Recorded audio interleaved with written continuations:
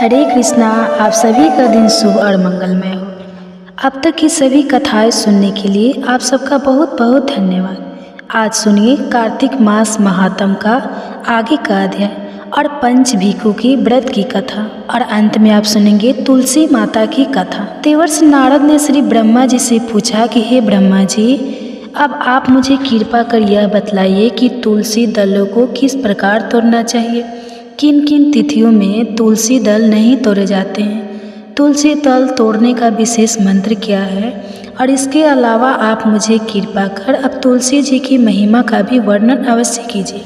तब देवर्षि नारद की प्रश्नों का उत्तर देते हुए श्री ब्रह्मा जी ने कहा, हे नारद, तुलसी दल या पतिया जब भी तोड़नी हो तो उसके लिए वैदिकी और व्यक्तिपाद दो युगों में रविवार, एकादशी, अमावस्या और पूर्णिमा, इन तिथियों में संक्रांति और जन्म मरण छूत में तुलसी दल तोड़ना वर्जित माना गया है।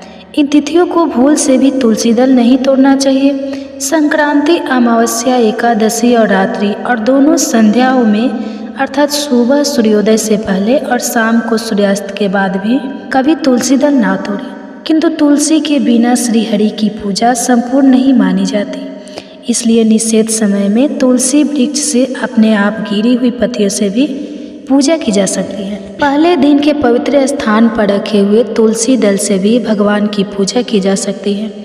अर्थात कहने का तात्पर्य यह है कि जो तुलसी दल आपने एक दिन पहले भगवान को अर्पित किए हैं, उन्हीं को गंगा जल से धुल के भगवान को अर्पित किए जा सकते हैं।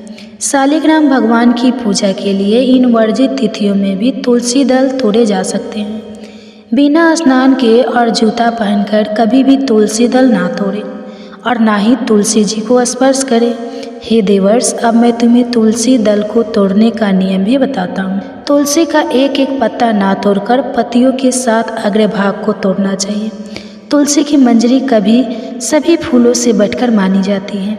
मंजरी तोड़ते समय उसमें पत्तियों का रहना भी आवश्यक होता है, और इस प्रकार मंत्र पढ़कर पूज्य भाव से पौधों को बहुत ज़्यादा हिलाए डुलाए बिना तुलसी के अग्रभाग को तोड़ना चाहिए। इससे पूजा का फल लाख गुना बढ़ जाता है। यह मंत्र है, मात तुलसी गोविंद हृदयानंद करिनी नारायण से पूजा में चनो त्वा नमस्तुते। देवर्षि तुलसी दल तोड़ने के अन्य मंत्र इस प्रकार है। ओम सुभद्र नमः, ओम सुप्रभा नमः। तुलसी दल तोड़ते समय श्रद्धापूर्वक सबसे पहले तुलसी जी को प्रणाम करके फिर इन मंत्रों का जाप करते हुए तुलसी दल तोड़ना चाहिए। सभी को अपने घर में, अपने आंगन में तुलसी जी का पौधा अवश्य ही लगाना चाहिए। जहाँ पर नित्य नियम से तुलसी की पूजा होती है, उस घर में साक्षात लक्ष्मी जी का वास भी होता है। स्वयं भगवान नारायण तुलसी जी को अपने मस्तक पर धारण करते हैं, क्योंकि यह मोक्ष कारक तो है ही, भगवान की भक्ति भी प्रदान करती है। भगवान की उपासना, पूजा और भोग में तुलसी दलों का होना अनिवार्य माना गया है।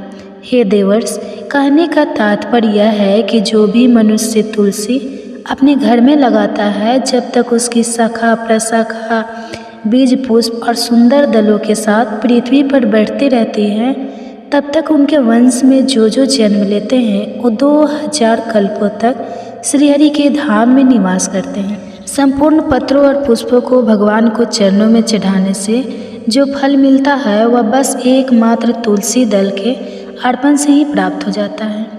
100 भार स्वर्ण और 4000 भर रजत के दान का जो फल है, वही तुलसी वन के पालन से मनुष्य को बड़ी सुगमता से प्राप्त हो जाता है। जिसके घर में तुलसी का पौधा या बगीचा होता है, उसका वह घर साक्षात तीर्थ के समान होता है, और वहाँ यमराज के दूत भी कभी नहीं जाते हैं। नारद, अब मैं तुम्हें तुलसी की माला धारण करने के संबंध में कुछ महत्वपूर्ण बातें बताता हूँ। तुलसी की माला धारण करने के संबंध में शालिग्राम पुराण में कहा गया है कि भोजन करते समय तुलसी की माला का गले में होने से अनेक यज्ञों का पुण्य प्राप्त होता है। जो कोई तुलसी की माला धारण करके स्नान करता है, उसे गंगा स्नान करने जैसी सारी नदियों के स्नान का फल प्राप्त हो जाता है। तुलसी माला तुलसी जी के पौधे से निर्मित की जाती है। तुलसी परम पवित्र और आध्यात्मिक तथा औषधि गुणों से अपने आप में परिपूर्ण है। इस माला से भगवान विष्णु, श्री राम, श्री कृष्ण और गायत्री मंत्र का जप अत्यंत सुखदायका से दीक्षित साधु, संत और गृहस्थी भक्त जन इसे कंठी के रूप में भी धारण करते हैं। तुलसी वन के नीचे किया गया पिंडदान पितरों के लिए अक्षय होता है, उन्हें मोक्ष प्रदान करता है। गले में तुलसी जी की माला धारण करने से जीवन शक्ति बढ़ती है, बहुत से रोगों से मुक्ति मिलती है। इस माला को धारण करने से शरीर स्वस्थ होता है, शरीर निर्मल, रोगमुक्त और सात्विक बनता है।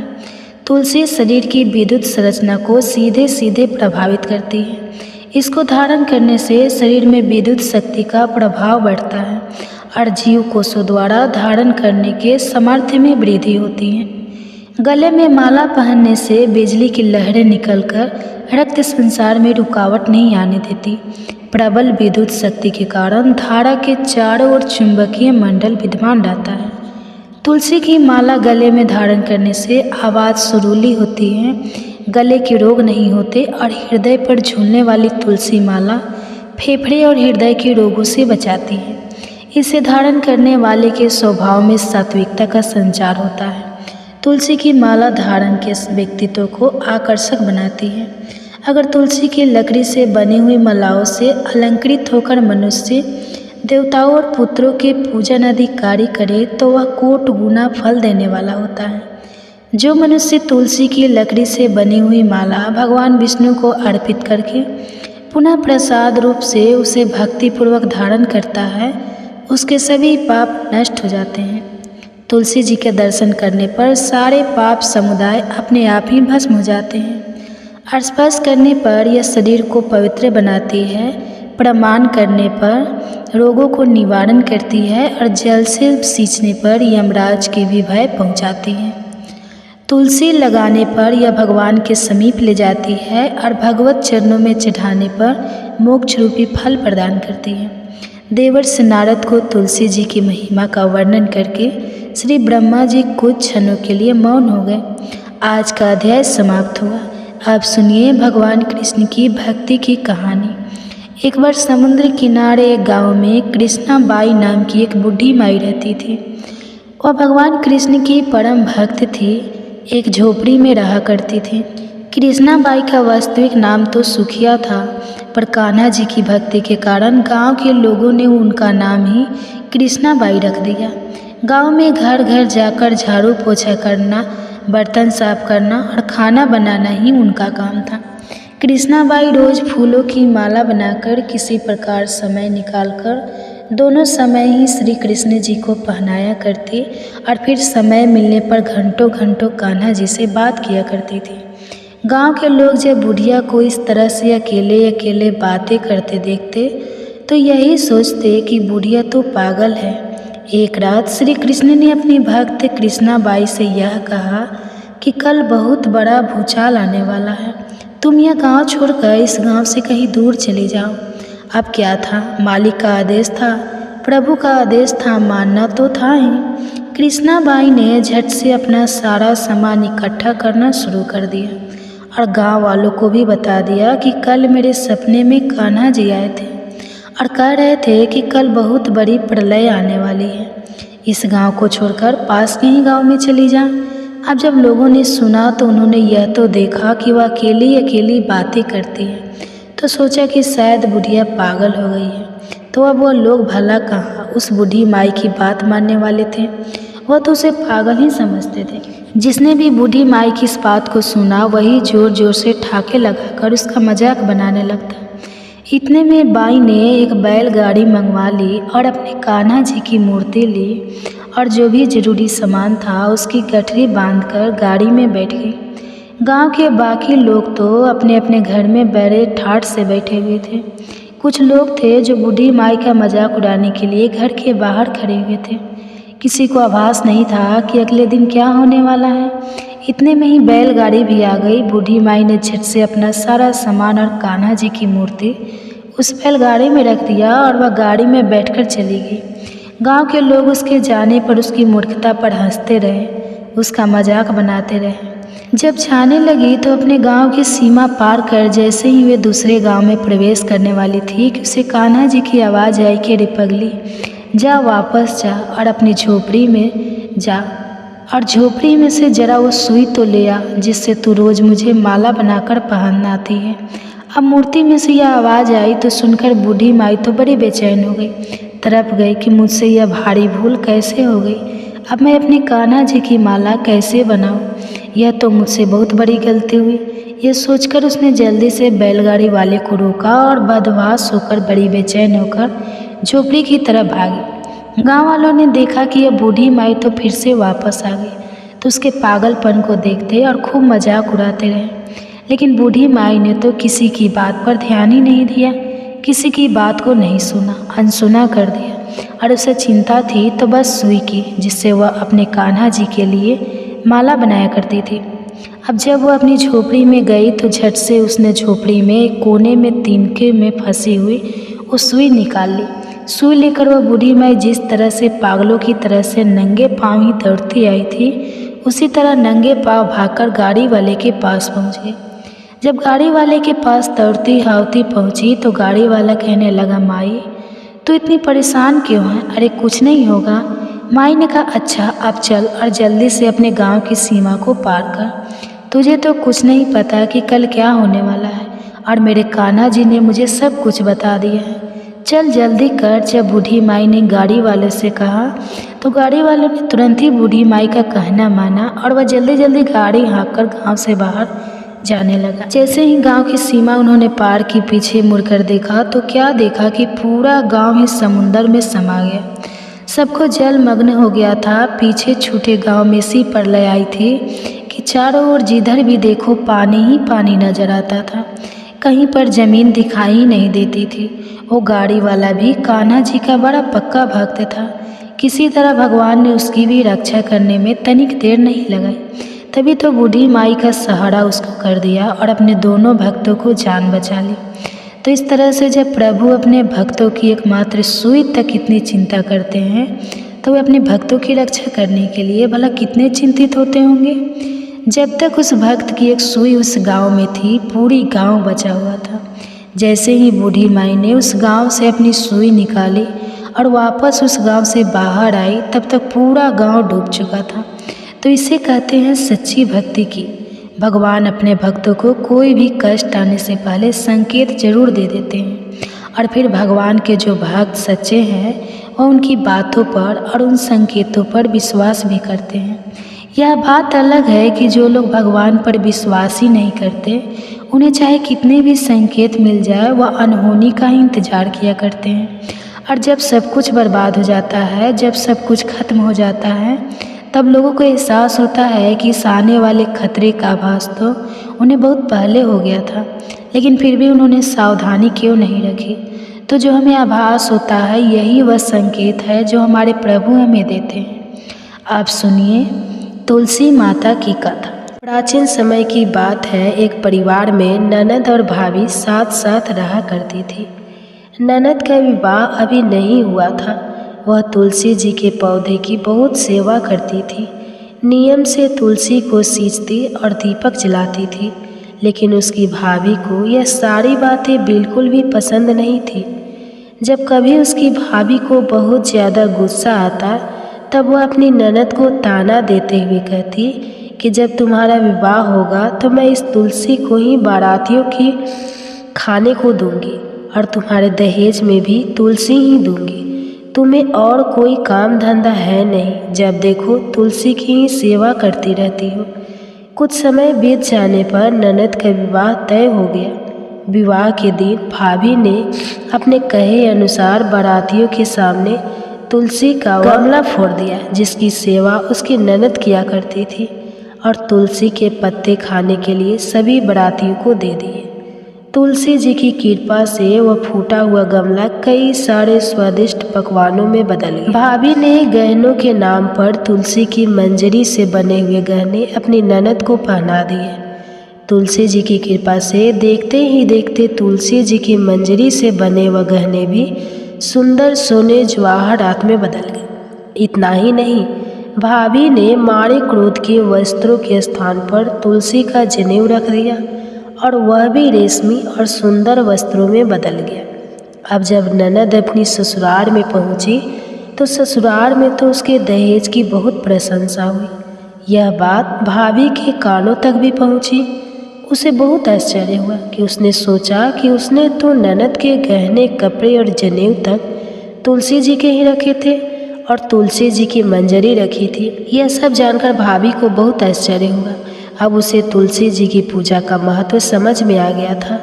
उस भाभी की भी एक बेटी थी। वह तब अपनी बेटी से कहने लगी कि बेटी, तुम भी तुलसी जी की सेवा किया करो, तुम्हें भी तुम्हारी बुआ की तरह फल मिलेगा। वह जबरदस्ती अपनी बेटी से तुलसी महारानी की सेवा करने को कहा करती, लेकिन लड़की का मन तो तुलसी की सेवा में लगता ही नहीं था। धीरे धीरे समय बीतता गया और भाभी की लड़की बड़ी हो गई। अब उसके विवाह का समय आ गया। तब भाभी सोचने लगी कि जैसा व्यवहार मैंने अपनी ननद के साथ किया था, वैसा ही व्यवहार अब मैं अपनी बेटी के साथ भी करूँगी, तो यह भी गहनों से लद जाएगी और बारातियों को भी खाने में तरह तरह के पकवान मिलेंगे। भाभी मन ही मन सोचने लगी कि ससुराल में भी मेरी बेटी को बहुत मान सम्मान मिलेगा। यही सोचकर भाभी बारातियों के सामने तुलसी का गमला फोड़ देती है, लेकिन इस बार गमले की मिट्टी मिट्टी ही रहती है। मंजरी और पत्ते भी अपने ही रूप में रहते हैं। जनेऊ भी अपना रूप नहीं बदला। जब भाभी ने सभी बारातियों को खाने में तुलसी के पत्ते दिए तो ये देखकर सभी लोग और बारात भी भाभी की बुराई करने लगे। भाभी ने लालच में आकर अपनी बेटी के दहेज में भी तुलसी के पत्ते और मंजरी आदि रख दिए थे। जब बेटी अपने ससुराल पहुंची तो वहां पर भी उसकी बुराई ही हुई। भाभी गुस्से के कारण कभी भी अपनी ननद को नहीं बुलाती थी। एक दिन भाई ने सोचा कि मेरी पत्नी तो मेरी बहन को बुलाती नहीं है, क्यों ना मैं ही अपनी बहन से मिलकर आऊँ। यह सोचकर उसने अपनी पत्नी से कहा और कुछ उपहार अपनी बहन के लिए ले जाने की बात कही। तो भाभी ने थैले में ज्वार भरकर कह दिया कि यह लो और कुछ नहीं है, तुम यही लेकर जाओ। तब भाई बहुत दुखी मन से अपनी बहन के पास चल दिया। रास्ते में वह सोचता रहा कि कोई भला भाई अपनी बहन के घर ज्वार कैसे ले जा सकता है। यही सोचकर वह एक गौशाला के पास रुक गया और ज्वार का वह थैला उसने गाय के सामने पलट दिया। तभी एक ग्वाले ने यह सब देख लिया। तब उस ग्वाले ने आकर उसके भाई से कहा कि अरे, आप गाय के सामने यह हीरे मोती और सोना क्यों डाल रहे हो, इसे तो घास डालनी होती है। तब भाई ने मुड़कर देखा तो वह हैरान रह गया। फिर भाई ने ग्वाले की सारी बात बताई और धन लेकर खुशी खुशी अपनी बहन के घर चल दिया। दोनों भाई बहन एक दूसरे को देखकर बहुत प्रसन्न हो गए। तब बहन ने तुलसी माता से सच्चे मन से प्रार्थना की कि उसकी भाभी को सद्बुद्धि प्राप्त हो जाए और तुलसी माता की कृपा से उनके घर में सुख, समृद्धि और धन के भंडार भर जाए। तब कुछ दिनों के बाद देखते ही देखते भाभी का मन बदल गया और वह अपनी ननद को बहुत सम्मान देने लगी और वह भी सच्चे मन से तुलसी जी की सेवा करने लगी। तुलसी माता की कृपा से उनके घर में सुख, समृद्धि के भंडार भर गए। उनके घर में अब कलह कलेश नहीं होता था और सभी सुख से रहने लगे। तो प्रेम से बोलिए तुलसी माता की जय। अब आइए सुनते हैं कार्तिक स्नान की कथा, जिसे सुनने से घर में सुख समृद्धि का वास होता है। एक बार एक बूढ़ी माई थी जो चतुर्मास में पुष्कर स्नान किया करती थी। उनका एक बेटा और बहू थी। एक दिन बूढ़ी माई ने अपनी बहू को फलाहार बनाने को कहा तो बहू ने खाली टिफिन ही रख दिया। बेटा माँ को पहचानने के लिए पुष्कर गया तो रास्ते में एक जगह पर बेटा माँ से बोला, माँ फलाहार कर लो। जहाँ पानी मिला वहीं पर वह बूढ़ी माई अपने बेटे के साथ फलाहार करने बैठ गई। तो भगवान की कृपा से खाली टिफिन फलों से भर गया। माँ ने फलाहार कर लिया और बेटा पुष्कर में माँ के रहने के लिए झोपड़ी बनाकर वापस घर आ गया। रात में बूढ़ी माई के दरवाजे पर सावन मास आया और दरवाज़ा खटखटाकर बोला, बूढ़ी माई दरवाज़ा खोल। तब बूढ़ी माई ने पूछा, आप कौन हो? तो उसने बोला कि सावन मास ने कहा, मैं श्रावण मास हूँ। बूढ़ी माई ने तुरंत दरवाज़ा खोल दिया। बूढ़ी माई ने भगवान शिव और देवी पार्वती की पूजा अर्चना की, बेलपत्र से अभिषेक किया। जाते समय श्रावण मास ने बूढ़ी माई को खूब आशीर्वाद दिया और झोपड़ी की एक दीवार सोने की हो गई। इसके बाद भाद्रपद मास आया। उसने भी दरवाज़ा खोलने के लिए बूढ़ी माई से कहा। बूढ़ी माई ने दरवाज़ा खोला, सत बनाकर कजरी तीज मनाई। भाद्रपद मास ने बूढ़ी माँ को आशीर्वाद दिया और झोपड़ी की तीसरी दीवार भी सोने की हो गई। आश्विन मास आया और उसने भी दरवाज़ा खटखटाकर खोलने को कहा। बूढ़ी माई ने दरवाज़ा खोला, पितरों का तर्पण कर ब्राह्मण भोज कराकर श्राद्ध किया। फिर नवरात्रि में माँ दुर्गा को अखंड ज्योति जलाकर प्रसन्न किया। सत्य की विजय दिवस के रूप में और बुराई के अंत की खुशी में दशहरा मनाया। आश्विन मास नेते समय प्रसन्न होकर बूढ़ी माई की झोपड़ी की तीसरी दीवार भी बहुमूल्य हीरे रत्नों से जड़ दी और बूढ़ी माई को सदैव प्रसन्न रहने का आशीर्वाद दिया। इन सब के बाद कार्तिक मास आया। उसने भी बूढ़ी माई को दरवाज़ा खोलने को कहा। फिर क्या था, बूढ़ी माई ने दरवाज़ा खोला, अति प्रसन्न मन से कार्तिक स्नान किया, दीप दान कर दिवाली, गोवर्धन पूजा, भैया दूज, गोपाष्टमी, आंवला नवमी मनाई। कार्तिक मास ने जाते समय आशीर्वाद दिया और झोपड़ी के स्थान पर महल बना गया। बूढ़ी माई अब गरीबों की सेवा कर भजन कीर्तन में अपना समय बिताने लगी।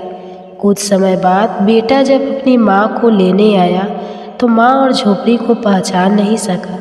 तत्पश्चात बेटा पड़ोस में जाकर पूछा। जब पड़ोसियों ने बताया तो बेटा माँ के चरणों में गिरकर बोला, माँ घर चलो, और सारे सामान के साथ वह अपनी माँ को घर लेकर आया।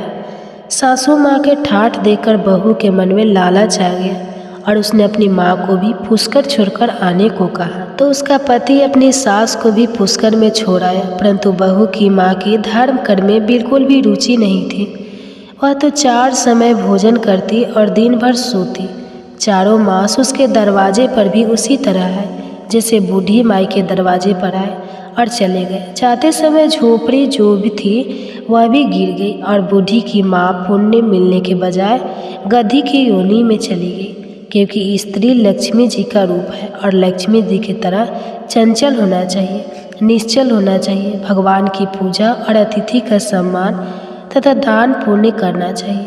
कुछ समय बाद बहू ने अपने पति से कहा कि जाओ और माँ को ले आओ। जब जम्हाई राजा सास को लेने गया तो वह कहीं नहीं मिली। लोगों से पूछने पर लोगों ने बताया कि तेरी सास धर्म कर्म कुछ भी नहीं करती थी, बस खाती थी और सोती थी, जिससे वह गधा की योनि में चली गई। जमाई ने देखा कि ये गधी वहाँ पर खड़ी हुई है, तो जमाई अपनी सास यानी उस गधी को बांधकर घर ले आया और उसकी पत्नी ने पूछा, मेरी माँ कहाँ है? तब पति ने कहा कि तुम्हारे लालच की वजह से तुम्हारी माँ गधी की योनि में आ गई है। बड़े बड़े विद्वानों, ब्राह्मण, ऋषि मुनियों से पूछने पर उन्होंने बताया कि तुम्हारी सास के स्नान किए पानी से स्नान करने पर उसे मनुष्य योनि मिलेगी। तब बहू ने ऐसा ही किया और उसकी माँ पुनः मनुष्य योनि में आ गई। हे गाधा दामोदर भगवान, जैसा बुढ़िया माई को दिया वैसा सबको देना। कथा कहने वाले को, सुनने वाले को और हुंकारा भरने वाले को सबको देना। आप सुनिए कार्तिक मास महात्म्य में आज कार्य है। एक दिन महाराज पृथु ने नारद जी से पूछा, हे देवर्ष नारद जी, समस्त गोपियों में राधा जी ही भगवान श्री कृष्ण को इतनी प्रिय क्यों है तथा कार्तिक मास में भगवान कृष्ण के साथ उनकी ही पूजा क्यों होती है? नारद जी ने कहा, हे राजन, पहले मनवंतर में पंचाल देश में प्राचीन बिही नाम का एक राजा था। उसने विष्णु भगवान का एक अत्यंत सुंदर और विशाल मंदिर बनवाया। उसमें नित्य प्रति विधि विधान से भगवान का पूजन हुआ करता था। उसी नगर की एक अति सुंदर स्त्री प्रेम में वहल होकर भगवान के सामने मोहक नृत्य किया करती थी। उसकी हर समय एकमात्र यही लालसा रहती थी कि वह किसी तरह भगवान के गले में बाहें डालकर नृत्य करे। एक दिन उसने अपना समस्त धन गरीबों में बांट दिया और भगवान के सम्मुख नाचते हुए अपने प्राण त्याग दिए। स्वर्ग में वह स्त्री चंद्रकृति नामक अत्यंत सुंदर देवांगना बनी। एक दिन वह दर्पण में अपना अद्भुत रूप लावण्य देखकर मन ही मन कहने लगी कि भगवान के अतिरिक्त अन्य कोई मेरा पति नहीं हो सकता। ऐसा विचार करके वह भगवान की छवि मन में धारण कर नृत्य करने लगी। कुछ समय बाद दैत्यों के आतंक से दुखी होकर समस्त देवता ब्रह्मा जी की शरण में गए। तब ब्रह्मा जी ने भगवान विष्णु के कृष्णा अवतार लेने का संपूर्ण वृत्तांत देवताओं को सुनाया और साथ ही उनको आज्ञा दी कि देवता ग्वाल बाल एवं देवांग नाय गोपियों के रूप में जन्म लेकर भगवान की सेवा करें। देवांगना चंद्रकृति ब्रह्मा जी से प्रार्थना करती हुई बोली, हे पितामह भगवान, स्वयं मेरे साथ नाचे, मेरा पूर्व जन्म का यह मनोरथ पूर्ण करने की कृपा कीजिए। तब ब्रह्मा जी ने वरदान देते हुए कहा, तुम नंद ग्राम में वृषभान गोप के यहाँ राधा नाम से जन्म लेकर समस्त ब्रज गोपिका से अधिक भगवान को प्रिय होगी। उस समय भगवान तुम्हें अपने प्राणों से भी अधिक प्रिय समझेंगे तथा रास उत्सव में तुम उनके साथ नृत्य करोगी। इस प्रकार तुम्हारा मनोरथ पूर्ण होगा। ब्रह्मा जी के वरदान को पूर्ण करने के लिए श्री कृष्णा अवतार में भगवान ने राधा जी के साथ रास उत्सव में नृत्य किया और उन्हें अपने प्राणों से भी अधिक प्रिय माना।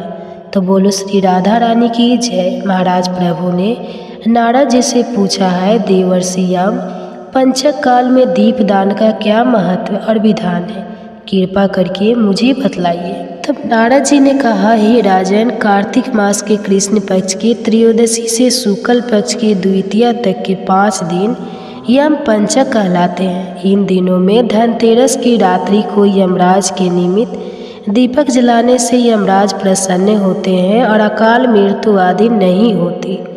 इसके अगले दिन कार्तिक कृष्ण चतुर्दशी को नरक चतुर्दशी भी कहते हैं। इस दिन तिल का तेल, अपमार्ग तथा दुर्वा आदि लगाकर स्नान करना चाहिए। स्नान के बाद दक्षिण की ओर मुख करके अपस्वयं होकर जल में तिल मिलावे और 3 दिन अंजलि से यमक, धर्मराजा, मृत्युए, अंतकाय, कलाय, सर्वभूतका, आयुधुए, दनाय, परमेश्वर, मृत्युका, चिंता, चित्रगुप्ता है, इन नामों से यमराज को तर्पण करें। फिर स्वयंकाल ब्रह्मा, विष्णु, शिव तथा दुर्गा के मंदिरों में तथा वृक्ष, सभा, गौशाला, बगीचा, नदी, तालाब, कुआं, बावड़ी, गली, चौड़ा, खेत, सम्मान आदि में दीपक जलाते और रात्रि को श्री लक्ष्मी जी की पूजा करें। यदि शास्त्र में किसी भी मृत्यु हो गई हो तो उसके निमित्त भी चतुर्दशी को दीप दान करना चाहिए। इससे अक्षय पुण्य फल प्राप्त होता है। इसके बाद कन्या, ब्रह्मचारी तथा तपस्वी जी है कौर की अमावस्या अर्थात दीपावली के दिन भी स्नान आदि से निर्वित होकर पितरों का पूजन और श्राद्ध करके ब्राह्मणों को भोजन करावे। फिर स्वयंकाल घर तुलसी के समीप देवस्थान, शमशान, नदी, पर्वत, चौरस्ता तथा गौशाला में दीपक जलावे। तत्पश्चात लक्ष्मी जी की स्तुति करके उनको जगावे।